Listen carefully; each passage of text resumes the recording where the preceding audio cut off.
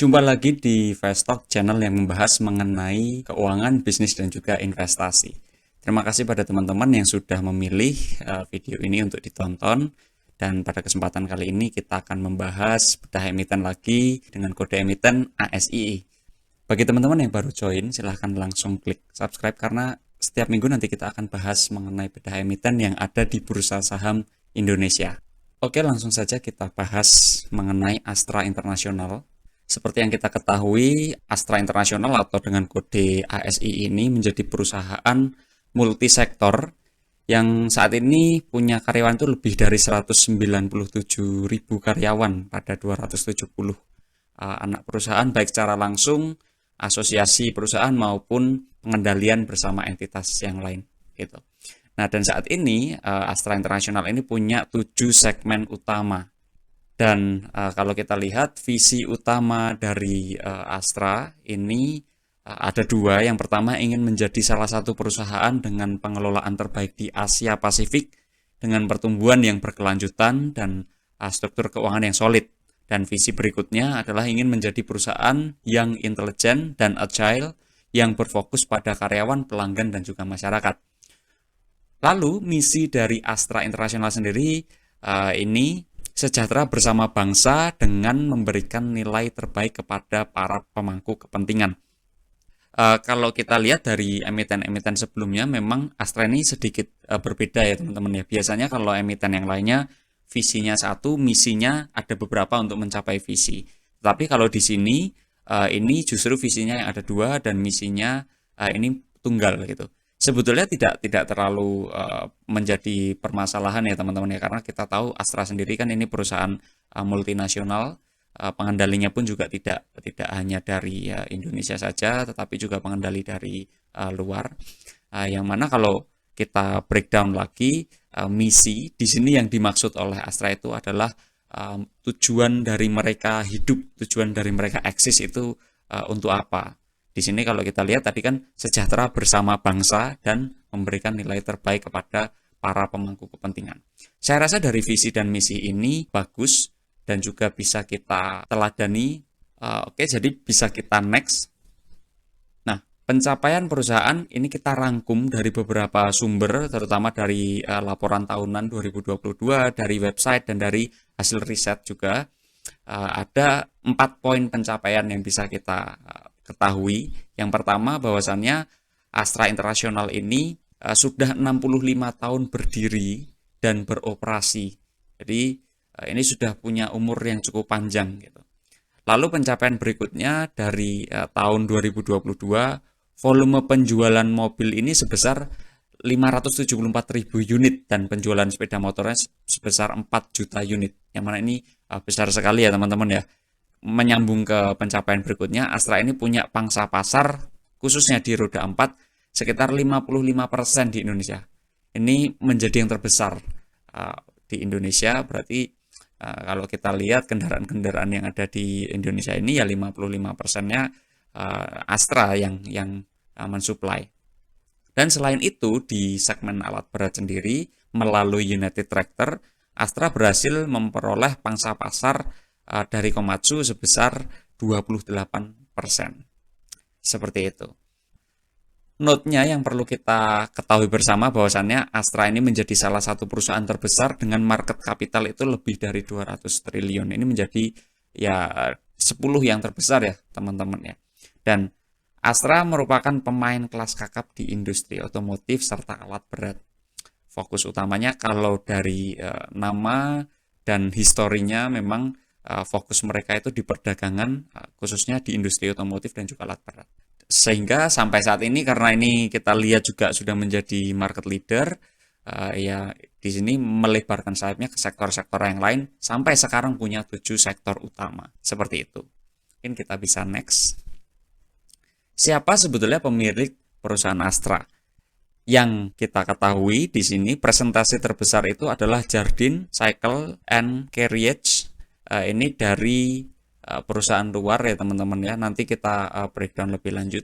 Jardine Cycle ini punya 50% lebih dan sebagai pengendali. Sedangkan direktur dan komisaris ada beberapa yang punya saham di Astra. Masyarakat saham beredar di masyarakatnya ada sekitar 49,84%. Jardine Cycle ini menjadi pengendali dari Astra, yang mana Jardine Cycle ini merupakan perusahaan yang didirikan di Singapura, merupakan entitas dari Jardine Matheson Holding. Jadi Jardine Matheson ini yang utama, di bawahnya ada Jardine Cycle. Jardine Cycle ini yang memiliki dari Astra. Nah, sedangkan kalau kita ketahui Jardine Matheson ini adalah perusahaan multisektor yang beroperasi kurang lebih 32 negara. Dan ini sudah sejak 1800 ya teman-teman ya. Sudah sejak 1832 dan sekarang beroperasi di lebih dari 32 negara. Jardine, ini kalau menurut ceritanya, Jardine mengambil alih kepemilikan saham Astra dari keluarga William Suryajaya. Ini pada tahun 1990 sampai 2000-an saat terjadi krisis finansial. Di sini jajaran komisaris dan direktur yang memiliki saham Astra ada Bapak Anthony, Bapak Yohanes, Bapak Suparno, Bapak Gideon, Bapak Joni, dan juga Bapak Henry. Cukup banyak jajaran komisaris dan direksi yang punya saham Astra, walaupun porsinya tidak terlalu banyak ya teman-teman. Oke, kita next. Nah, kita perdalam lagi dari Jardine Mathesonnya. Jardine Matheson ini ada beberapa, ada Jardine Pacific, ada Hong Kong Land, dan lain sebagainya seperti yang ditampilkan di tabel seperti itu. Jadi mereka sudah merupakan konglomerasi besar ya teman-teman ya. Konglomerasi besar yang mana salah satunya adalah Jardine Cycle ini. Nah, Jardine Cycle ini menjadi perusahaan investasi yang fokus di Asia Tenggara. Jadi kalau kita lihat portofolionya, dominasi terbesar memang di Indonesia teman-teman. Ada di Astra dan juga Tunas Ridean gitu. Sedangkan negara lainnya di Asia Tenggara yang dimiliki oleh Jardine Cycle sendiri ada di Vietnam, Singapura, Malaysia, Myanmar, dan juga Thailand. Walaupun porsinya tidak sebesar dari Indonesia ya teman-teman ya. Karena Indonesia ini menjadi tulang punggung profit dari Jardine Cycle sebesar 82% dari total profitnya. 3 sektor utama yang menjadi andalan dari Jardine Cycle sendiri ini ada di otomotif, financial services, dan heavy equipment. Jadi tidak heran kalau Astra itu kemarin jual beli bank ya, karena memang holdingnya punya expertise di situ, punya pengalaman dan punya keahlian di situ. Jadi seperti itu ya teman-teman ya. Kesimpulannya adalah Astra ini dimiliki oleh Jardine Matheson melalui Jardine Cycle. Oke, kita next. Nah, struktur organisasi yang kita cek dari Desember 2022 ke 30 September 2023 hanya ada perubahan minor dari tahun lalu ke sekarang kuartal 3, yaitu Bapak Mulyaman Darmansyah yang menggantikan Bapak Rahmat Waluyanto. Yang lainnya tetap, sehingga pemimpinnya ini Presiden Komisionernya Bapak Priyono Sugiharto, Presiden Komisaris, dan juga Presiden Direkturnya Bapak Joni. Oke, kita lihat Bapak Priyono dan juga Bapak Joni. Bapak Priyono sebagai Presiden Komisaris ini punya pengalaman yang cukup panjang di grup Astra, demikian juga di Bapak Joni ya teman-teman ya. Sehingga beliau-beliau ini memimpin Astra tidak baru, tidak orang baru yang tiba-tiba memimpin, enggak. Beliau berkarir di Astra Group ini sudah cukup lama. Dan ini menjadi sinyal yang positif, sinyal yang bagus, berarti beliau ini punya cerita yang panjang dan tahu ceritanya Astra karena beliau juga punya pengalaman di situ. Sebagai disclaimer, teman-teman juga perlu mengecek lebih lanjut jajaran komisaris lainnya dan jajaran direktur lainnya supaya punya gambaran yang lebih solid ya teman-teman ya. Di sini kita sampaikan secara sampling saja dari para pemimpinnya supaya mempersingkat, memperefisien waktu. Oke, dari sini kita cek tidak ada yang perlu di-concern, yang mana ini menjadi poin yang bagus, jadi kita bisa next. Pembahasan berikutnya di sini kita bahas mengenai bisnis model utama dari Astra. Kita fokus pada bisnis model utama khususnya di otomotif dan juga di alat berat ya teman-teman ya. Di sini Astra ini bekerja sama dengan pemasoknya untuk merakit otomotif yang ada lalu didistribusikan di Indonesia, sehingga Astra akan memperoleh uang pembelian dari konsumen sembari dengan pemberian produk maupun jasa dari Astra. Selain itu, Astra bisa memiliki produk tersebut dengan bekerja sama dengan pemangku kepentingan lainnya. Lalu tentu saja ada biaya yang diberikan kepada pemasok, bisa berupa uang pembelian maupun biaya lisensi. Astra di sini juga membantu dalam penyediaan layanan pembiayaan supaya konsumen itu semakin mudah dalam memperoleh alat berat maupun kendaraan yang ingin dibeli. Dengan bisnis model seperti ini, keunggulan utama dari bisnis model Astra yang pertama, jelas resiko bisnisnya lebih rendah karena tidak perlu membuat seluruh part itu dari awal. Contoh mau bikin mobil itu nggak perlu dari awal gitu, sehingga risikonya bisa lebih rendah gitu. Dan juga peluang untuk efisiensi dalam pengelolaan modal itu jadi lebih bagus lagi, karena otomatis dibutuhkan modal yang lebih sedikit. Tetapi dari situ kelemahan utamanya tidak mudah untuk memperoleh akses sebagai mitra strategis gitu. Dan juga ruang gerak secara relatif akan lebih terbatas karena ini bekerja sama dengan pemangku kepentingan yang lebih banyak. Seperti itu. Oke, kita next, struktur bisnis dari Astra International sendiri. Ini ada 7 sektor ya teman-teman ya. 7 sektor yang mana yang pertama ada di otomotif, yang kedua di jasa keuangan, yang ketiga di alat berat, pertambangan, konstruksi, dan juga energi. Yang keempat ada di agribisnis, yang kelima ada di infrastruktur dan logistik, yang keenam ada teknologi informasi, dan yang ketujuh adalah sektor di properti. Ini sudah menjadi multisektor holding, sehingga cukup banyak produk dari Astra ini sebetulnya tergantung sektor yang mana gitu, tergantung sektor yang mana. Seperti di sektor otomotif, produknya seperti kendaraan Toyota, Lexus, Daihatsu, lalu ada BMW juga termasuk di dalamnya. Di alat berat sendiri ini ada salah satunya yang terbesar di United Tractor ya teman-teman ya. Ya salah satunya ya Komatsu itu. Lalu di jasa keuangan ini salah satunya produk-produk keuangan seperti leasing untuk membantu pembiayaan seperti itu. Di agribisnis ada di CPO, salah satunya di Astra Agro Lestari, dan lain sebagainya. Ini teman-teman bisa cek lebih detail. Nah, di sini kita ketahui keunggulan kompetitif dari Astra itu ada 4 teman-teman. Yang pertama, Astra punya kemitraan strategis yang kuat. Astra dimiliki oleh holding company yang kuat dan terdiversifikasi dengan baik, serta sudah teruji oleh zaman. Jadi sejak 1830-an kan tadi. Itu sudah lama sekali, sudah hampir 200 tahun gitu. Dan selain itu, Astra juga punya mitra strategis dalam memperoleh produk-produk yang berkualitas, baik untuk manufacture produk maupun untuk distribusi. Nah, selain kemitraan strategis yang kuat, ada juga brand value yang kuat. Jadi Astra sendiri telah mengukuhkan citra yang kuat di benak masyarakat Indonesia seperti brand-brand yang kita kenal, Toyota, Daihatsu, Honda hingga Komatsu, dan juga brand lainnya. Untuk jaringan distribusi, Astra juga menjadi salah satu yang terkuat gitu, serta punya after sales yang bagus. Itu seperti salah satunya after sales-nya itu bengkel Ahas ya teman-teman ya. Itu kan salah satu bentuk after sales yang mana Ahas ini ternyata joint venture 50-50 modelnya dengan mitranya Astra dari Jepang kalau nggak salah.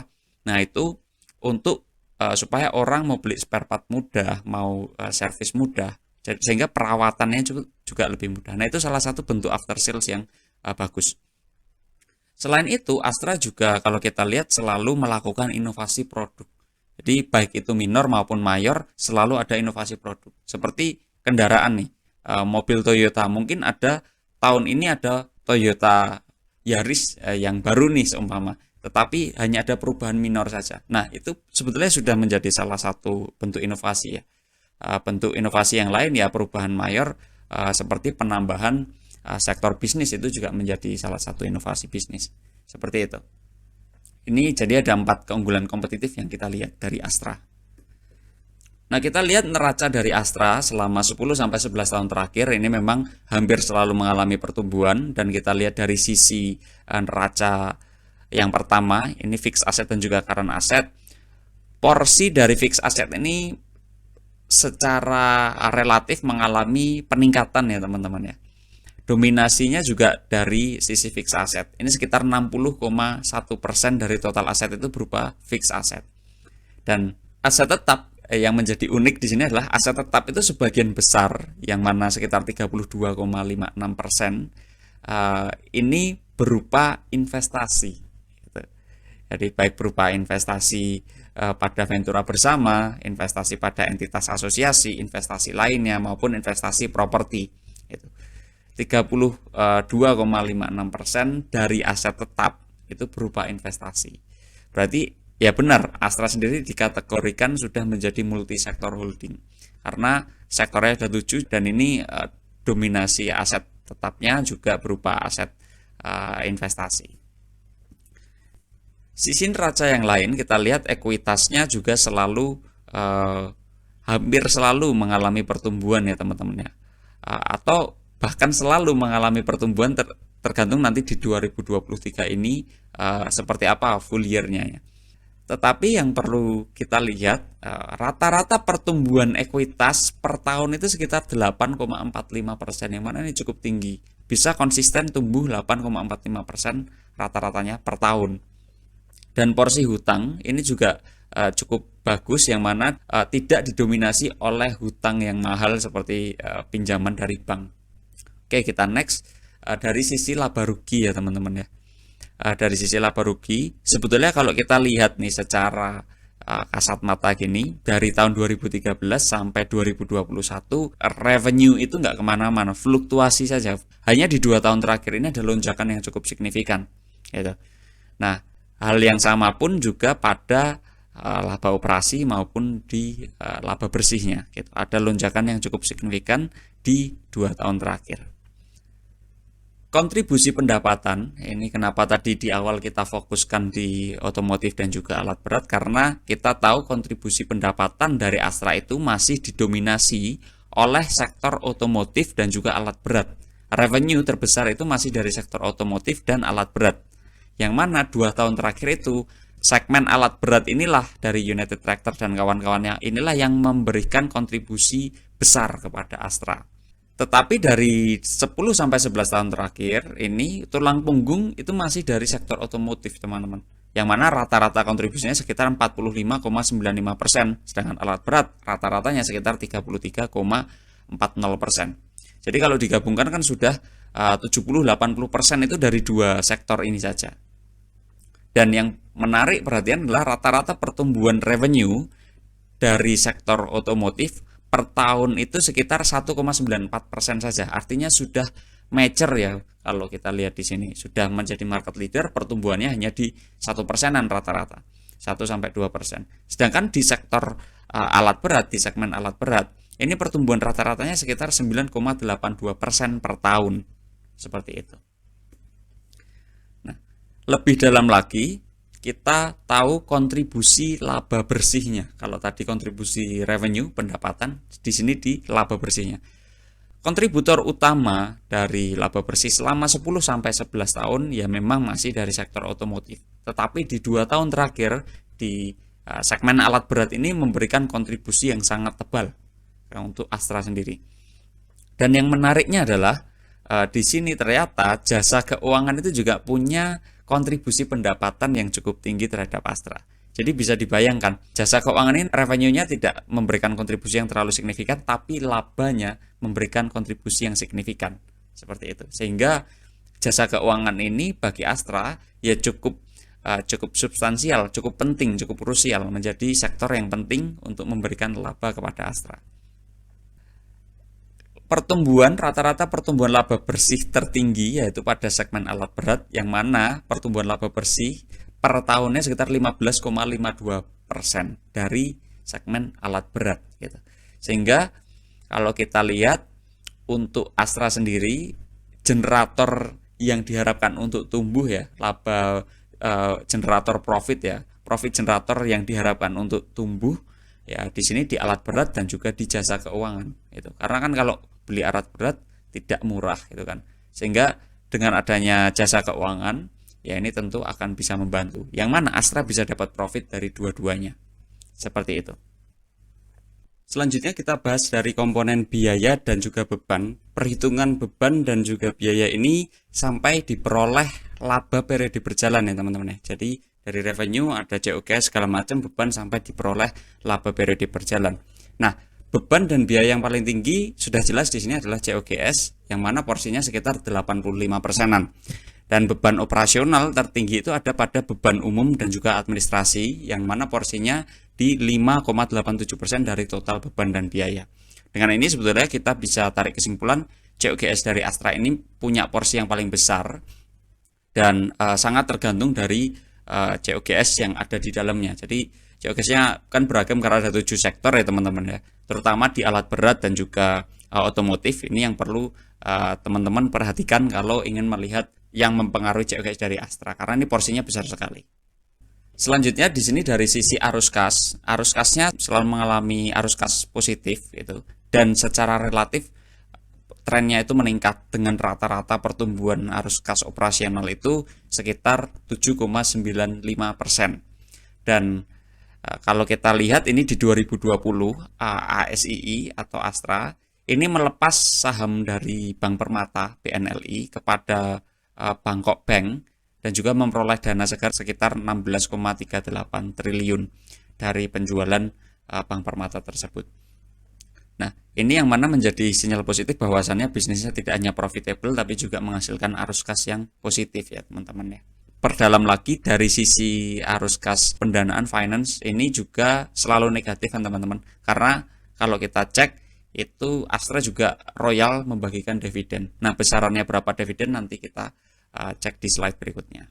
Oke, selanjutnya kita bahas dari sisi rasio profitabilitas. Sebetulnya kalau kita lihat tidak membentuk tren tertentu, hanya berfluktuasi saja, walaupun di 2 tahun terakhir ini rasio profitabilitasnya cukup tinggi ya teman-teman.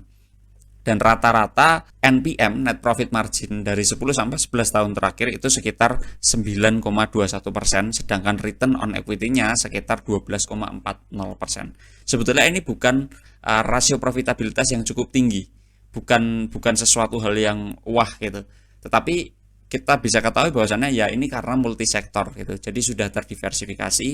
Ya kami rasa cukup wajar kalau persentase profitabilitasnya itu seolah-olah dalam tanda kutip terdilusi menjadi tidak terlalu besar. Kita compare antara rasio profitabilitas ASII, IMAS dan juga SMSM. Nah, sebagai informasi, IMAS atau Indo Mobil Sukses Internasional ini juga bergerak di bidang perakitan dan juga distribusi untuk mobil, bus, lalu truk dan juga alat berat. Sebetulnya hampir head to head dengan sektor utama dari ASII. Untuk brand yang dibawa IMAS sendiri ada seperti Suzuki, Nissan, Volvo, Audi, Hino, dan juga lain sebagainya. Sedangkan di SMSM atau Selamat Sempurna ini bergerak di bidang pembuatan spare part-nya, spare part otomotif dan juga mesin. Sehingga kalau di-compare, dibandingkan langsung dengan ASII, saya rasa kurang head to head gitu. Tapi dari sini kita bisa ketahui bahwasannya ASII dibandingkan dengan IMAS itu ya ASII sudah memenangkan kompetisi bisnis gitu, sehingga IMAS kesulitan untuk memperoleh rasio profitabilitas yang sehat bagi bisnisnya. Seperti itu. Lalu di rasio likuiditas ya teman-teman. Rasio likuiditas ini untuk mengetahui kemampuan perusahaan membayar utang di dalam jangka pendek, utang lancarnya. Sebetulnya rasio likuiditasnya juga tidak terlalu bagus, yang dalam tanda kutip itu sangat sehat, enggak ya. Ini cukup ada risiko kalau kita hanya lihat rasio likuiditasnya saja. Tetapi setelah kita breakdown, kita perdalam lagi, sebetulnya hutang yang mahal itu porsinya cukup kecil, hanya sekitar 17,66% saja dari liabilitas jangka pendek. Dan kalau kita compare nanti dengan rasio aktivitasnya, ini sangat memungkinkan aset lancarnya itu terkonversi menjadi kas yang dengan periode waktu sangat cepat. Artinya apa? Artinya kita cek pakai current ratio saja sudah cukup gitu. Yang mana current rasionya sangat mengcover dari liabilitas jangka pendeknya. Kesimpulannya ya seolah-olah beresiko, ada risiko gitu. Tetapi pada dasarnya kalau kita perdalam ini masih sehat. Selanjutnya dari rasio solvabilitas juga kita lihat trennya debt equity ratio juga menurun ya teman-teman ya, walaupun ini di 2023 ada peningkatan dan juga kemampuan membayar beban bunga itu masih sangat bagus, sehingga di rasio solvabilitas sendiri tidak perlu ada yang terlalu dikhawatirkan karena ini masih cukup oke. Next dari rasio aktivitas ada days in inventory, days in receivable dan juga days in payable. Nah, kesimpulannya gini dari data yang ada. perputaran persediaan Astra itu relatif cepat, hanya butuh waktu 51 sampai 52 hari saja persediaan itu menjadi penjualan, menjadi kas gitu. Dan konversi piutang menjadi kas itu juga cepat, di bawah dari 3 bulan, hanya 86 sampai 88 hari saja. Lalu waktu yang dibutuhkan ASII untuk membayar utang usaha ini juga ada termin, ibaratnya Astra itu ngutang ke suppliernya itu periode waktu kurang lebih 2 bulan. Nah, yang mana ini cukup bagus dari sisi rasio aktivitas Astra sendiri. Inilah yang menjadi landasan tadi kita menyampaikan kita bisa pakai current ratio saja. Kenapa? Ya karena days in inventory-nya bagus, days in receivable-nya bagus, dan juga days in payable-nya ada waktu untuk Astra itu bisa menunda pembayaran selama 2 bulan. Seperti itu. Next. Nah, di dividend yield ya teman-teman ya. Dividend yield ini ada lonjakan yang cukup tinggi di 2023. Sedangkan secara rata-rata dividen yield di 10 sampai 11 tahun terakhir itu per tahunnya sekitar 3,43% kalau kita menggunakan harga acuan closing di tahun itu. Tetapi kalau kita seumpama membeli saham itu dari 2013 di harga 6.800, rata-rata dividen yield per tahun yang kita peroleh itu sekitar 3,38%. Seperti itu. Nah, harga dari saham Astra sendiri dalam 10 sampai 11 tahun terakhir yang masih berfluktuasi, tidak membentuk tren tertentu ya teman-teman. Kita melihat valuasi dari Astra ini dengan dua sudut pandang. Yang pertama dari valuasi menggunakan metode price brand, yang kedua dari valuasi dengan metode discounted cash flow gitu. Di price brand sendiri, estimasi earning per share di 2023 itu sebesar Rp846, yang mana rata-rata PE rasio dalam 10 sampai 11 tahun terakhir itu sekitar 14,48. Artinya dari perhitungan price brand ini valuasinya sekitar 12 ribuan, 12.200 untuk per lembar saham Astra. Sedangkan kalau kita hitung dengan valuasi discounted cash flow, dengan asumsi yang pertama cash flow per share kita gantikan dengan EPS, estimasi EPS masih sama 846, discount rate-nya sebesar 12, growth rate pertumbuhan dalam 10 sampai 11 tahun terakhir itu sekitar 5,84%. Dan mana ketika sudah mature ini lebih mature lagi, ini pertumbuhannya sekitar 5%. Dari beberapa asumsi yang kita tulis, valuasi discounted cash flow yang kita peroleh itu sekitar 12.400-an per lembar saham. Ya, ini hampir sama ya teman-teman. Kita gunakan price brand maupun discounted cash flow, hasilnya hampir sama, kurang lebih di angka 12 ribuan. Yang mana setelah kita cek dari data 4 Desember harga saham Astra itu masih di 5.800. Itu masih di 5.800. Nah, kita cek notasi khususnya tidak ada yang perlu terlalu dikhawatirkan, jadi kita bisa next. Dan hal yang perlu dicermati kalau dari informasi-informasi yang ada, Astra ini memang relatif fluktuatif dari sisi harga teman-teman ya, karena memang gemar diperdagangkan oleh investor asing gitu. Tetapi sebetulnya dari sisi bisnis, Astra ini relatif mature dan kami melihat Astra mampu mempertahankan kinerja positifnya baik secara organik maupun tidak. Sedangkan kalau kita lihat manajemen Astra sendiri ini mampu membuat pertumbuhan baik itu secara organik maupun tidak dan menunjukkannya kepada investor. Nah, kenapa bisa demikian manajemen? Karena kalau kita perdalam lagi seperti yang tadi sudah kita bahas, pemilik utamanya kan ini Jardine Cycle. Jardine Cycle itu adalah perusahaan investasi. Sedangkan investor sebetulnya yang diharapkan sebetulnya dua. Yang pertama adalah profit dan yang kedua adalah pertumbuhan dari profit. Nah, sehingga jelas bahwasannya pengendali dari Astra ini adalah perusahaan investasi. Manajemen Astra tentu akan dituntut untuk mencetak profit dan juga mencetak pertumbuhan baik itu secara organik maupun tidak. Seperti itu. Nah, kesimpulan dari diskusi kita pada siang hari ini yang pertama adalah Astra ini menjadi salah satu perusahaan terbesar di Indonesia yang dimiliki dan dikendalikan oleh perusahaan besar di dunia. Astra juga didiversifikasi dari luar ranah otomotif dan juga alat berat karena sudah mature pada segmen tersebut, sehingga Astra itu melakukan diversifikasi ke segmen-segmen yang lainnya walaupun seolah-olah terlihat tidak relevan. Dan yang ketiga adalah Dari sisi neraca, laporan laba rugi, laporan arus kas, kami nilai Astra itu punya kinerja yang cukup solid. Nah, sedangkan di harga sekarang di 5.800, melihat historinya, melihat valuasi historinya, Astra masih relatif murah dibandingkan valuasi bisnisnya. Seperti itu. Demikian diskusi kita pada siang hari ini. Tentu kita mengucapkan terima kasih pada teman-teman yang sudah menonton sampai akhir, dan disclaimer, selalu lakukan analisis lebih lanjut karena di sini kita membantu dalam melakukan riset, dan kita perlu sampaikan setiap kegiatan investasi itu selalu mengandung resiko gitu. Dan juga terima kasih kepada teman-teman dari tim Vestok yang sudah membantu dalam terbentuknya materi ini. Dan bagi teman-teman, silahkan ikuti kita juga di Instagram, YouTube, dan juga di TikTok. Oke, next kita bahas apa? Silahkan drop di komen untuk kita siapkan, kita masukkan daftar list dari kita masukkan ke timeline kita, dan juga kita lakukan riset. Silahkan drop di komen. Terima kasih dan sampai bertemu di minggu depan. Selamat siang.